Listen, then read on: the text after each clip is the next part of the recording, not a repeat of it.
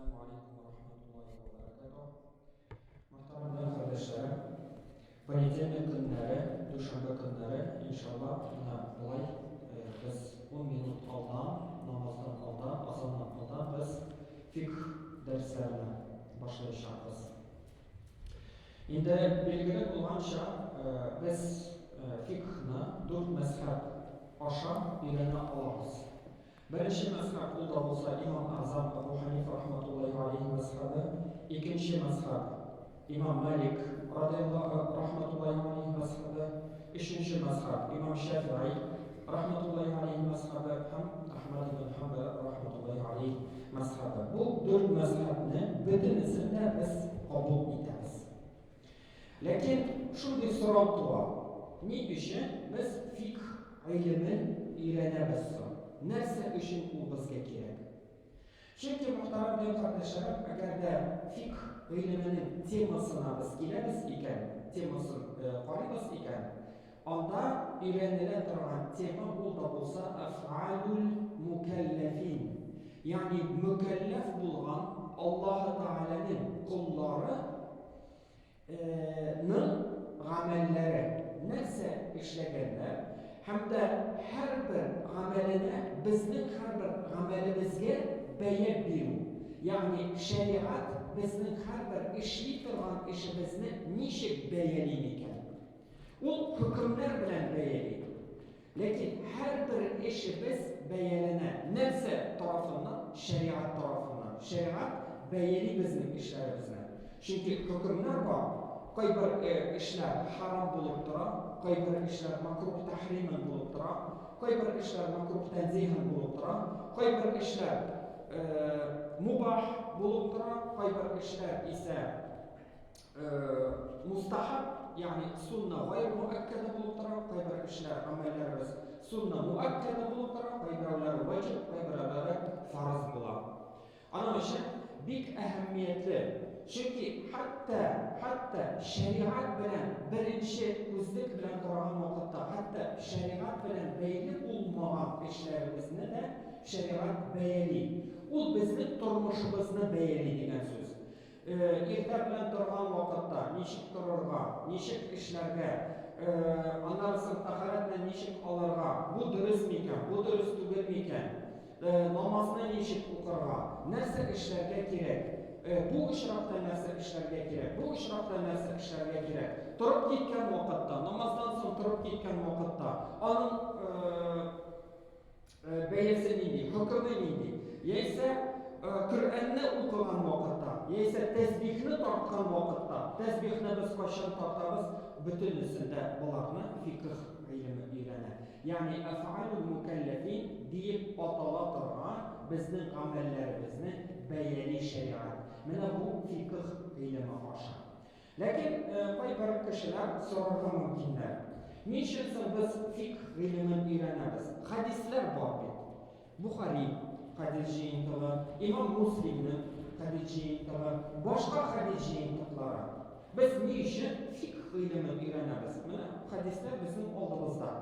Chunki muhtaram kardeşlerim, bilgili bo'lgancha har bir ilmning nauka deb aytamiz o'ris tilida.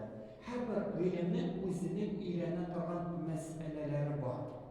Masalan, tabiblik meditsinskiy universitetga kirgan vaqtda biz narsani o'rganamiz onda.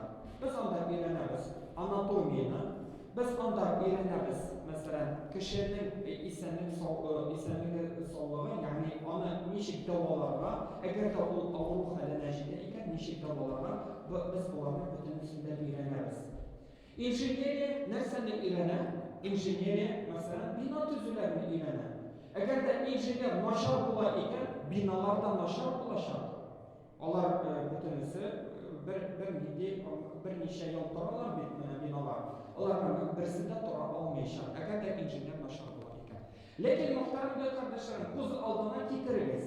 Bir tabib operatsiya yasagan vaqtda, xirurg operatsiya yasagan vaqtda, onun yanına injeneriyada professor bo'lsin, doktor bo'lsin, onun yanına kelib ayta olaman, sen mana tabib, mana bunda xato yasaysan, yolg'iz operatsiya operatsiya yasaysın. Mene balay işlerine gerek. Demek ama elbette eytakalıyım. Elbette o dürüst değil. Niçin? Çünkü her bir ilimnin özünün irene durgan teması var. Mevdu dibeytine olaraklarında. Yani her bir ilimnin özünün irene durgan meseleleri var. Şulay fiqh ilmi de bizning mükellef bo'lgan qullarning da işlerini irene hem de onlarını beylemini irene. Bu hükümler anı beyli. Hadis ilminin temasına gelgen vakitte hadis nerseni irene ol. Hadis ulu muhterem kardeşlerim hadisini rivayet ettiğini irete. Ondağı metinini irete. Ne kadar bu sahih, ne kadar bu daif, hem nindi sıfatlar bilen biz beyli olabız bu hadisine. Hem de o hadisini mesela rivayet etmişler nindi sıfatlara iyi. Hem nindi sıfatlara iyi bulurlar diyiş ikenlikini. Eğer de sahih hadisini rivayet edeyken nindi sıfatlara iyi. Onların tercümeyi hallerini öğrenemine bu hadis alimleri. Yani hadisini beyeli umuman algan vakitte. Lakin muhterem kardeşlerim birer nindi mesela birer nindi hükümünü çıkarır için hadisten muhaddis bulurlar buna işitmeyin. Anda fakih da bulurlar gerek. İmam Tirmizi aytgan şekilde. İmam Tirmizi nerse demeydi. Sunan-ı Tirmizi onun kitabı hadis şiitleri var. Anda şulay demeydi İmam Tirmizi rahmetullahi aleyh. وكذلك قال الفقهاء وهم أعلم بمعاني الحديث. Bulay bu bir hadisnin şarkında 990. hadisinin şarkında şulay deyildi. وكذلك قال الفقهاء. Şulay fakihler de ettiler. Yani fıkıh iliminin bilgiçleri de ettiler. وهم أعلم بمعاني الحديث. Hem onlar hadisnin manaları turunda bölüşerek, yani onların bölüğü heybettirek. Demek muhterem kardeşlerim, eğer de biz birer nidi hükümünü şiarı turunda eydemiz iken hadislerden, delillerden, onda muhaddis buluğuna jitmi. Onda şulayı fıkıh iliminin bilgisi de bulurma gerek, usulü bulurma da gerek. Bu yolunu bilir için, indi şiarı için hükümünü onda gerek bulurma müçtehid. Eğer de sen müçtehid tugil iken, eğer de sen muhaddis iken, hadis iliminin bilgisi iken, o vakitte o jitmi, o ilim jitmi hükümlerini şiarı için. Bu birinci mesele. İkinci mesele muhterem kardeşlerim, mana bu müçtehidler şiarı dibettik. Eğer de bu bir muhaddisler turunda söyleşiriz. Eğer de sen muhaddis tugil, sen kişegene Kur'an'ı okurga öğrendin. Kişegene Kur'an'ı okurga öğrendin, hem eylesin min Bukhari'ni okuyayım, belki Bukhari'nin ve bu hadisini, Arapçasını belki tabada almışsın. Tercümesini okuyayım, hem tercümesinden min hükümler şiaram deyip eylesin iken, birinci şiratta sen ilimnin nerse ikenligin demek bilmişsin. Çünkü muhaddisler bitinisi de eydiler. Fakirler bilişiler demeydiler. İkinci mesele o muhterem kardeşlerim, sen bu şeriatka hıyanet edesin. Bu şeriat ilimlerine hıyanet edesin. O dürüst mesele değil. O dürüst nerse değil. Her bir ilimnin özünün bilgisi var.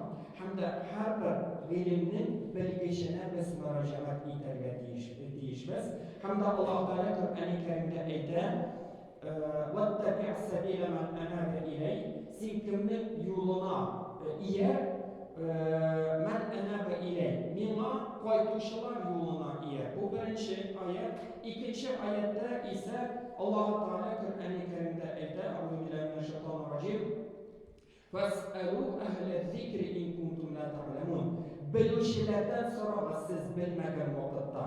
Yani Bukhari tercümesine jitip durmayın muhterem kardeşlerim. Müslim'in tercümesine jitip durmayın. Hem de siz hadis iliminin bilgisi bu kızганышına kadar sen onlarga müracaat ite almıyorsun.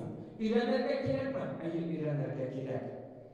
Onu talep ite bizne şeriat. Lekin öğrengençliğe kadar sen şeriatta bir sözge, ise bir hükümge iyi ikenligini bu göstermiyor. Anlaşıldı mı? Allah Teala başımızda da bu dürüst yol bilen, anlav bilen, şeriatını anlav bilen varlığa nasip eylesin.